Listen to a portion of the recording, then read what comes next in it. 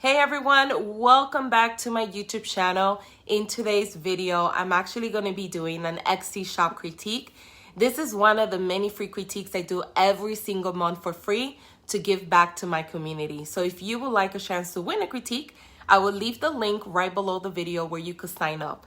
Now, if this is your first time visiting my YouTube channel, consider subscribing. I do upload weekly videos to help you build an impactful online business. And also don't forget to hit that notification bell. This is for everyone, so you'll be the first person notified of any new videos that I upload. In addition to that, if you're new to Etsy, you're a beginner, I have a lot of resources that you can find right below this video that will help you get started the right way. So make sure that you check them out. And let's head over to my computer to see who is today's lucky Etsy critique winner. So here we are, and today's lucky winner is the store called Noms Outlier. And I know I probably said that wrong, so I apologize. The store owner is Emma. And even if you didn't win this critique, guys, make sure that you stick around all the way to the end. That way you could learn something new today, or maybe you could be providing some tips for Emma. Make sure you leave them right below the video. So let's go ahead and get started. Now, the listing that I picked today to do a critique on is this one right here. But before we start the critique, I did want to address one thing.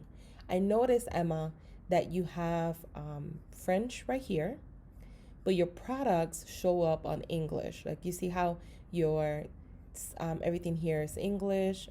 When I click on it, let's see. This is the product that I'm doing an audit. Everything is in English. So keep in mind that Etsy does have rules about languages. When you register as a seller, the first language you register is your default language. So if you register your store in the language French, then all your listings, everything has to be in that language. And then what you do is you enroll in language and translations. And then Etsy translate your store to different languages automatically for you. So they'll do English, Spanish, whatever else you pick at that given moment. But you cannot have it this way, how you have it now, because it will confuse people that come to your store that maybe want to buy from you, but they don't speak French, right? So make sure that you go to this page. All I Googled was shop language for Etsy, and it will show up for you in the feed. If you can't find it, just let me know and I'll message you the link.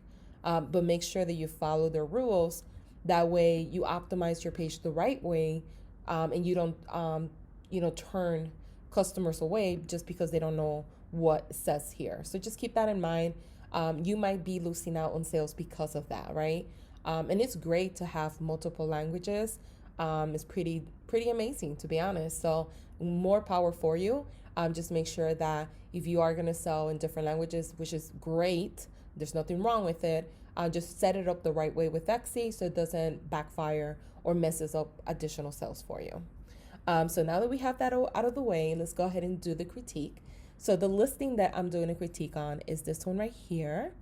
And I think you did a good job with your attention grabber, your main photo. I know that I'm getting a printed poster. I know that it's of a cat. I know how it looks. It's clear image. There's no distraction. There's focus. So all that is great. I think you did a good job with having additional photos of your product. So great job there. I think the only thing I would recommend is, I don't know what this means here. I know you have Instagram and Pinterest there. So I'm not 100% sure if you're collecting emails. I didn't see it anywhere. But then here, I don't see any links. So I'm assuming you don't. So what I would recommend is making sure that you have an email list set up. That way, for the people that shop in your store, if they don't buy, you could convert them into actual leads that later on you could remarket to them your products. And you could have an Etsy photo saying, make sure to join our email list, offer some type of incentive for them to join.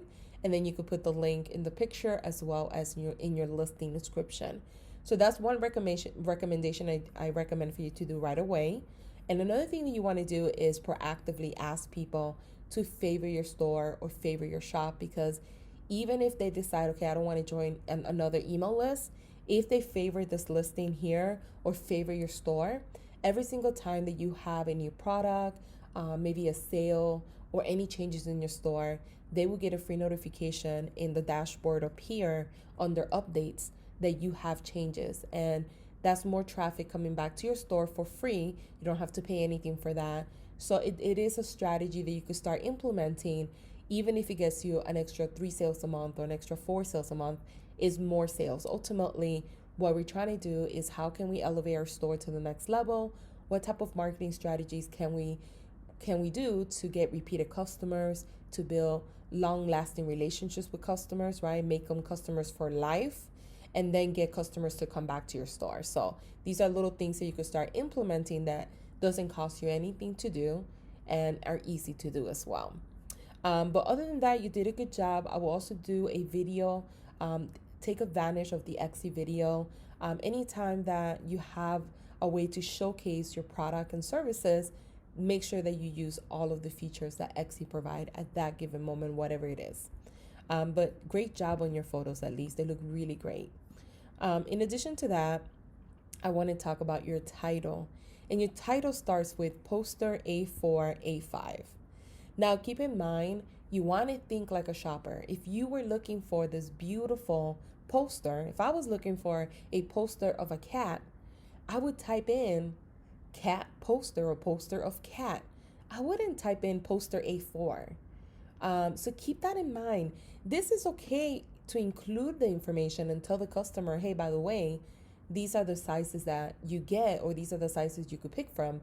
But use that in the listing description of your product, but you don't use it as your focus tag, because in the beginning of your title, whatever tag you choose is going to be the actual page title of that page for Google SEO purposes. In addition to that, you got to think like a shopper. What are people searching for to find your product? They don't necessarily, maybe some people type that in, right? I'm not going to say no one will. But if you want to find your targeted customer that are searching for your product with an intent to buy, you have to make sure that you describe your product accurately using long tail keywords, that when people find your product, they're like, oh, that's what I'm looking for. Oh, I love this picture. Let me go ahead and buy it. So definitely would make sure that you change your tags. In addition to that, if this is your main keyword here, then you need to put it in the first 155 characters of your meta description. So one thing that I noticed reviewing your listing is that you have not optimized your listing for SEO.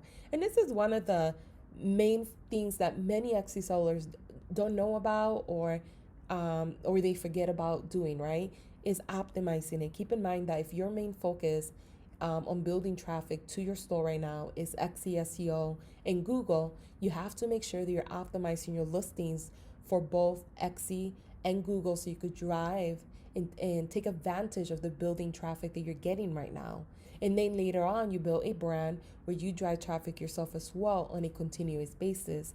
But in the beginning, optimizing your store the right way is so important, because that's your lifeline. That's how you get sales. So learning more about Etsy SEO, I actually have a free guide of Etsy SEO that you could grab. Is right below this video. Under the video, you'll find a whole bunch of links. You'll see it is like the third one up in the list. Just click there, sign up. You'll get the freebie right away.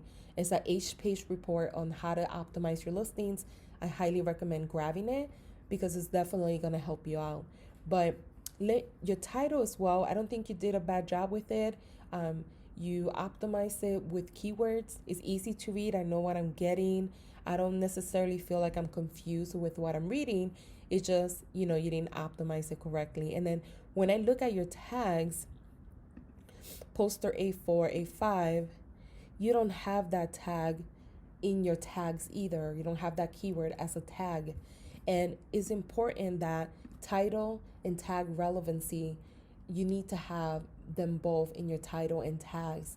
That's an SEO, Etsy SEO best practice that they want you to do. So you definitely have to work on that.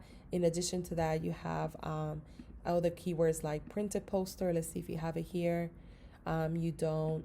You have animal cat, modern chic, animal cat, nope. Modern poster, but not modern chic. So you're not optimizing your tag and titles. You're not optimizing your actual listing description because you don't have the keywords here.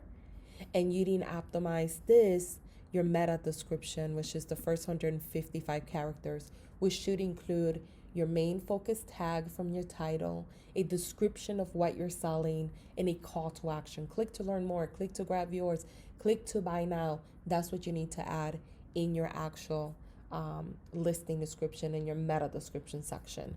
And this is what people see on Etsy. So this is the first few words that they see. This is why it's so important to put your focus keyword in the beginning. And then this is what people see on Google if they were to find your product. And right now it's not optimized correctly. It's not enticing enough to make somebody want to click to learn more about your product. So you definitely need to work on that. And let's look at your tags real quick because I did have some concerns about them. I'm actually using eRank Pro. It is the paid version one. So if it does look different to you guys, that's the reason why. Now, looking at your tags, majority, if not all, your tags are very competitive. You see how it has red? That just means that is a lot of people are using that tag. So for instance, wall decoration is a very, very broad term. Wall decoration could just be pretty much anything on Etsy. So what you're doing now is you're using tags that one are very competitive. There's over 844,000 people that you're competing. You're using keywords that are very general that could be anything. You see all these sorts of different things that you could buy for your wall decor. So you want to make sure that when you use keywords that you brainstorm and you do keyword research and you use long tail keywords that people are searching for your products. And you want to make sure that you use long tail keywords because those have less competition, higher conversion rate, and you usually find your customers who are searching with an intent to buy whatever you sell. So keywords like this don't really help you, to be quite honest. If you happen to put that keyword and for some reason a lot of people clicked on your listing, a lot of people favor your listing, and you became a bestseller or you have a high listing quality score, I say just keep it, obviously, right? But if you didn't get any traction, you're not, most likely didn't get a good quality score because your SEO wasn't done correctly in the first place, then that keyword is not doing anything for you either. You didn't even have a fighting chance to rank high for that term because of the fact that you never optimized the listing for that term the right way. So the algorithm could have wasn't able to show your products the right way. So definitely what I would do is just sit down and think about 10 to 15 keywords that accurately describes what you sell. And then from there, you're going to research those keywords, right? You will go to tools if you're using eRank, Keyword Explorer, or whatever tool you want to use out there. And you want to make sure that it has a monthly search volume, at least some traction, at least 500 or more, competition 30,000 or less. That way you have keywords that even if you don't get a high listing quality score, it could potentially you could potentially get found, organically through the search feed. But you definitely need to work on these. A lot of these don't have any search volume at the moment, and it could be just that maybe these are not evergreen products that sell year round. Maybe they're seasonal. Do you know when your products sell the most? You will have to do a little bit of research for that. You could use like Google Trends to find that out. You could look at your data over time because I know you're fairly new to find out when are the months that are the busiest for you. But you definitely need to understand that because if you have products that only sell seasonal, then what happens is the months that you don't sell, you're not going to have, or the months that are not in its highest peak, you're not going to sell. So you're going to have to replace different items for those months. And that's fine as well. But yeah, I would definitely do your keywords. I wouldn't use keywords that doesn't accurately describe what you sell. Is this an actual vintage poster? I don't know, right? Only you would know. If it is, then keep it, obviously.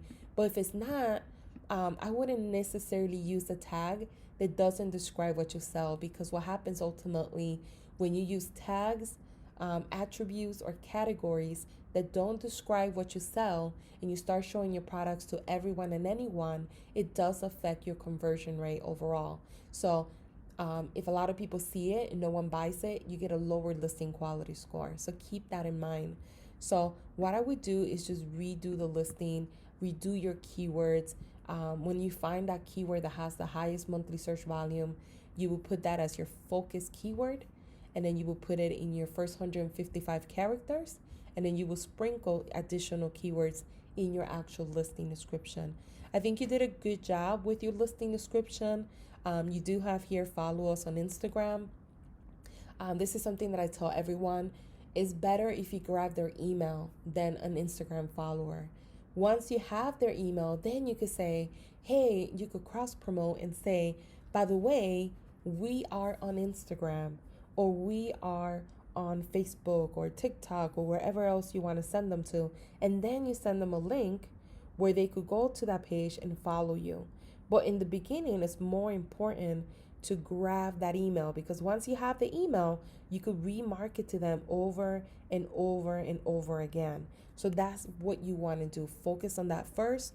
I will remove the Instagram here. You don't want them to get distracted. Go to Instagram. They type it in wrong. Now they're looking at other people's posts and they forget about you. You do not want that. So make sure that you get rid of it from here and just promote your email list, which is more beneficial for your business at the current moment. And let me look at, actually, I wanted to look at your category. So you have wall decor, that's good. And then here, the same with your attributes. Make sure that you choose the right attributes, because if you choose the wrong ones and you're showing your products to anyone and everyone and they don't buy, it does affect your product. So keep in mind, it does affect your conversion rate. So keep that in mind. So let's go back to your store. Another thing was that you have t-shirts, you have printed posters, and I think those are the two things that you sell, and hoodies, right? These beautiful hoodies. One thing that you want to definitely focus on is making sure that when you're first starting out, what do you want people to know you by, right?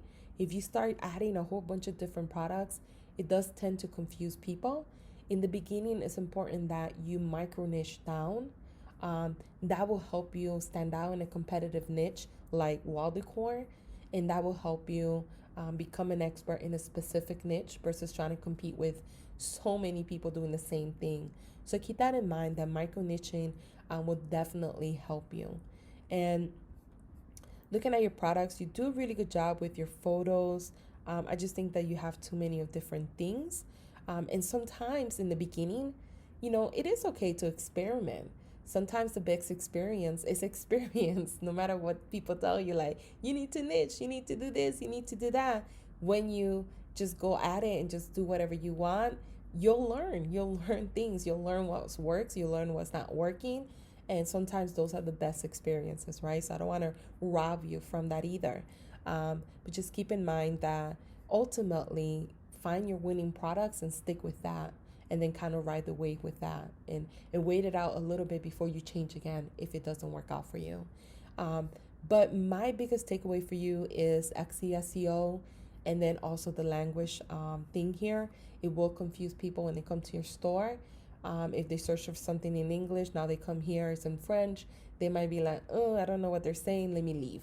So what I would do is just make sure you have it in one language, and then you have your French store in one language, and then any other languages that you would love to go ahead. Maybe you speak multiple, but you're not bilingual, maybe you're trilingual, right? Which is amazing. Then you do another store with that particular language. So make sure that you work on that when you have a second. But other than that, I think you have a great store. Guys, if you have any feedback for Emma, please leave it right below this video, where I'm trying to create a sense of community where we all come together, where we all help each other out. So make sure that you leave feedback below, and thank you everyone for watching.